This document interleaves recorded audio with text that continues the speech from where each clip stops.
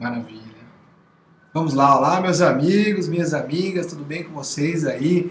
Todos aí muito envolvidos, muito interessados nas dicas para o MPF. Vamos tratar de algumas dicas do MPF para vocês aí. O aspecto de direito empresarial, tá no edital lá de direito civil. Alguns temas que ficam bem claros que podem ser exigidos na prova. O primeiro item seria com relação à sociedade. Vamos falar de sociedade limitada primeiro? Vou dar umas dicas de limitada para vocês. Vocês sabem que dentro do Código Civil tem um capítulo lá só de limitada, não é assim? Sabem disso, né? Então, quando esse capítulo não tratar de um devido assunto, para qual norma eu vou recorrer, hein? Eu devo recorrer, sabe para qual regra? Para as regras de sociedade simples. Então, se um capítulo da limitada não tratar do assunto, eu vou lá para as regras de sociedade simples. Uma dica. Outra dica. O Código também estabelece no artigo 1053 que pode ter uma regência supletiva da lei de SA. Mas para ter a regência supletiva da lei de SA, precisa de previsão expressa no contrato social. Hein? Tá? Tem que ter previsão expressa no contrato social para que possa ter regência supletiva da lei de SA. Aí, nesse caso, eu vou aplicar a lei de SA e não as regras de sociedade simples. Tudo bem? Então, eu fiquei sócio de uma limitada. Como que eu posso integralizar minhas cotas na limitada, hein, pessoal? Eu posso integralizar com dinheiro, posso pagar com bens, posso pagar com créditos também. Dinheiro, bens e créditos. Mas não posso mesmo integralizar com prestação de serviço. Prestação de serviço está fora, não tem culpa. Né? Outra dica interessante também é, marido e mulher querem montar uma limitada, eles podem? Podem, se o regime não for o regime de comunhão universal ou regime de separação obrigatória. Comunhão universal ou separação obrigatória, não dá, tá? Tá lá na vedação do 977 do Código Civil. Comunhão universal e regime de separação obrigatória não se admite sociedade entre cônjuges. É o que diz pelo 977. Uma dica interessante. Uma mudança recente também, muito importante, para que você possa acompanhar a alteração legislativa, que foi acrescentado o parágrafo 3º. Pode anotar aí, para você até atualizar seu vademécum e tudo mais. Foi acrescentado o parágrafo 3º no artigo 974. E isso pode cair na prova. Ah, mas e se for legislação nova e tal? Mas o fato é que é lei agora, mas era o que era pacífico na jurisprudência. Então a lei só, na verdade, corroborou o que a jurisprudência já dizia. Né? Só consolidou o que a jurisprudência já tratava. Que é a questão do incapaz ser sócio de uma sociedade. O incapaz pode ser sócio de uma sociedade? Pode. Foi acrescentado o parágrafo 3º no artigo 974 do Código Civil. Tá? É importante que você saiba disso aí. E o que necessita para que o incapaz seja sócio? Três requisitos. Três requisitos. Primeiro requisito, esse incapaz tem que estar devidamente assistido ou representado, tem novidade para ninguém, né? Estar devidamente assistido ou representado. O segundo requisito é que ele não pode exercer administração, não pode ser o administrador, também, até aí acho que não é novidade para ninguém. Mas o terceiro requisito, e lembrando que são requisitos cumulativos, o terceiro requisito é de que o capital social deve estar totalmente integralizado. Então o capital social tem que estar totalmente integralizado. Então, se o capital social estiver totalmente integralizado, então nesse caso o incapaz pode ser sócio de uma sociedade.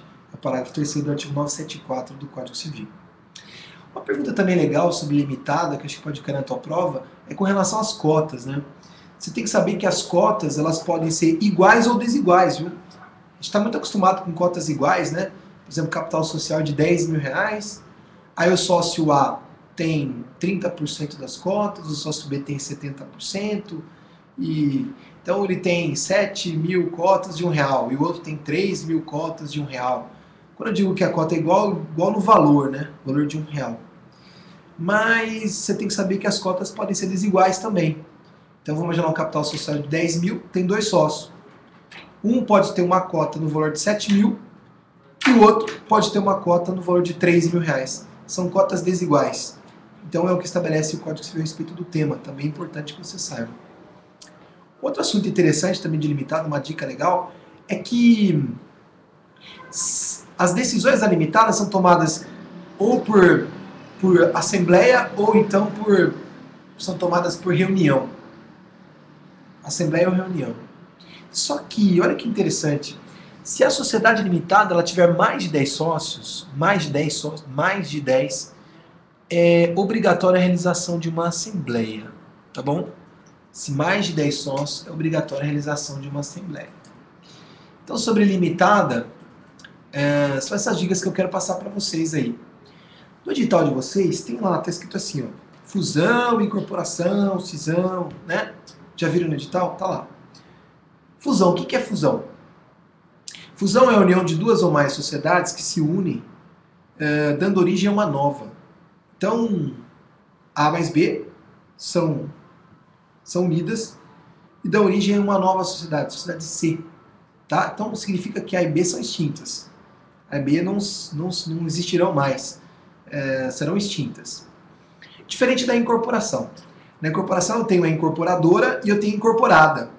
A incorporadora vai absorver a incorporada. A incorporada vai ser absorvida, então ela vai ser extinta, essa incorporada. Mas a incorporadora não, ela não tem a sua extinção. Tá? É o que acontece na incorporação. Na fusão todas são extintas. Na incorporação a incorporadora continua em atividade, ela vai ser inclusive acrescentada da incorporada. A cisão, na prova, se cair, é parcela de patrimônio.